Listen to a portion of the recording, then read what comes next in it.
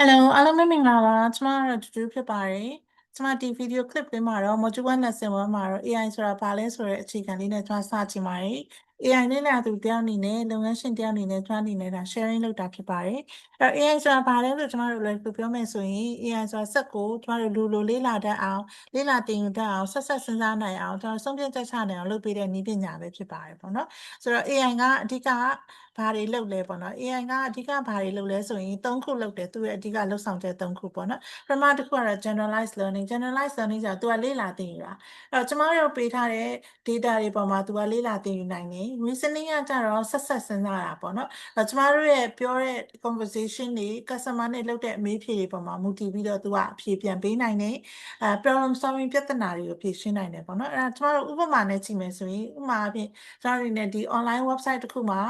ကျမတို့ဖက်နှက်တွေကိုကြည့်လိုက်တယ်ပေါ့နောက်နေ့ကျရင်ကျမတို့ဖက်နှက်တွေဝတ်တွေကျမတို့ကြည့်တဲ့ဟာတွေဆက်တာတွေပေါ်လာတယ်ပေါ့နော်သူကဘာလုပ်တာလဲဆိုတော့ AI ကကျမတို့ဘယ်ဟာကိုကြည့်လဲဆိုတာကိုမှတ်တယ်ဘယ်ဟာကိုဝယ်လဲဆိုတာကိုမှတ်တယ်ဘယ်အချိန်မှာဒီ apps ကိုဖွင့်လဲဆိုတာကိုမှတ်ထားတယ်ဒီဟာနဲ့ပတ်သက်တဲ့ pattern ကိုသူကရှာဖွေလေ့လာပြီးတော့တင်ယူထားတယ်ပေါ့နော်သူကတင်ယူရတယ်အဲ့တော့ online shop မှာကျမ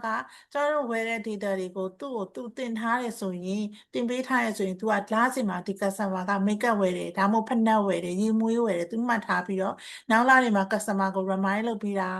product အသစ်လာတယ်ပေါ်တယ်ဆိုရင်သူကပြပေးနိုင်တာဆက် product တွေကိုပေါ့နော်ဆိုတော့ဒီနေရာတွေမှာ AI ကိုပြန်ပြီးတော့ generalize learning လုပ်ထားနေပြီးတော့ပြန်ပြီးတော့သုံးလို့ရတယ်နောက်တစ်ခုကတော့ကျတော့ reasoning ပေါ့ဥပမာကျမတို့ရဲ့ product တွေ service တွေအကြောင်းကို AI ကိုသင်ထားမယ် Facebook Messenger မှာကျမတို့အနေနဲ့ chatbot အနေနဲ့သုံးထားမယ်ဆိုရင် customer က laptop တစ်လုံးလိုချင်တယ်လို့ကျမတို့လာပြောမယ်ဒါပေမဲ့ budget နည်းတဲ့ laptop ဖြစ်ရမယ်ပေါ့နော်ဆိုရင် customer ကို AI ကသူပြောတဲ့ customer ပြောတဲ့ဟာကိုသူနားလေတယ်ပြီးတော့ budget နေတဲ့ဟာကိုကျမတို့ပေးထားတဲ့ information တွေမှာရှာမယ်ရှာပြီးတော့ဘယ် budget နဲ့အသင့်တော်ဆုံးလဲဆိုတာကိုသူက customer ကိုပြန်ပြမယ်ပေါ့ဆိုတော့ကျမတို့ပေးတဲ့ context customer ပြောတဲ့ context ကိုသူနားလည်ပြီးတော့ဒါကသူကပြန်ပြီးတော့ဆုံးဖြတ်ချက်ချတယ်ဆက်စဉ်းစားပြီးတော့သူပြန်ပြပေးတဲ့ဟာပေါ့ဆိုတော့ဒါကိုတော့ကျမတို့ reasoning လို့ခေါ်တယ်နောက်တစ်ခုကတော့ problem solving ပေါ့ဥပမာကျမတို့ Facebook မှာ reach တွေကျနေတယ်လူတွေထင်သလောက်မလာဘူးကျမတို့ page ကိုရောင်းအားတွေကျနေတယ်ပေါ့အဲ့ဒါဆိုကျမတို့က AI ကိုကျမတို့ page ကို audit လုပ်ခိုင်းလိုက်လို့ရတယ်လုပ်ခိုင်းလိုက်တဲ့ဆိုရင် AI ကစစ်မယ်ပေါ့နော်ဘယ်နှကြိမ် post တွေတင်ထားလဲ content အမျိုးအစားကဘယ်လိုတွေတင်ထားလဲကျမတို့ဘယ်အချိန်မှာတင်တော့ပေါ့ engagement ရှိမရှိသူအဲ့ဒါအကုန်လုံးစစ်လိုက်မယ်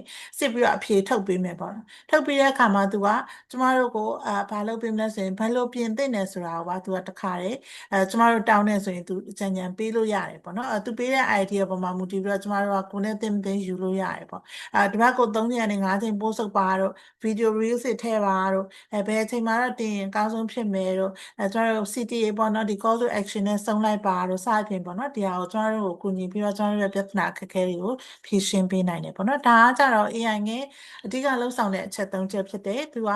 learning လုပ်မယ်သင်ယူမယ်နောက်ဆက်စဉ်းစားမယ်ပြဿနာဖြေရှင်းနိုင်တယ်ပေါ့နော်အဲ့တော့ကျွန်တော်တို့အနေနဲ့ AI ကမျိုးစားကိုကြည့်မယ်ဆိုရင်တော့ AI မျိုးစား2မျိုးရှိတယ်ကျွန်တော်တို့ ANI နဲ့ AGI ဆိုပြီးရှိတယ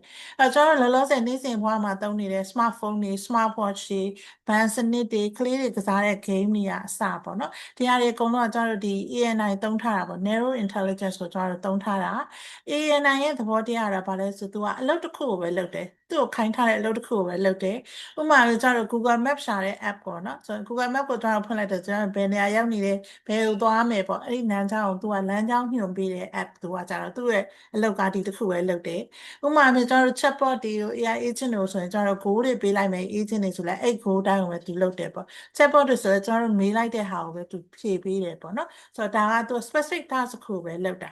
ာဆိုတော့ဒီဟာကိုလောလောဆယ်မှာတော့ကျမတို့က ANI အဆင့်ပဲရှိသေးတယ် AGI ဆိုတာကတော့ဘာလဲဆိုတော့ General Intelligence ကတော့ကျမတို့သူ့ကို train ကြမလို့တော့ဘူးသူကသူ train မယ်လူလိုပဲသူကစဉ်းစားမယ်တွေးခေါ်မယ်လေ့လာသင်ယူမယ်သူကသူကိုယ့်ကိုဆုံးဖြတ်ချက်တွေချနိုင်မယ်ပေါ့နော်ဆိုတော့လူရဲ့အကူအညီမပါဘဲနဲ့လူလိုပဲလုပ်နိုင်တဲ့ဟာ AGI လို့ကျမတို့ခေါ်တယ်အဲ့ဒါကတော့လောလောဆယ်မှာ research လုပ်နေတဲ့အဆင့်ပဲရှိသေးတယ်ဒီ research လုပ်နေတဲ့သူတွေကနောက်10စုနှစ်ရာစုနှစ်လောက်မှပေါ်လာမယ်လို့ခန့်မှန်းကြတယ်ပေါ့နော်လောလောဆယ်မှာတော့မရှိသေးပါဘူး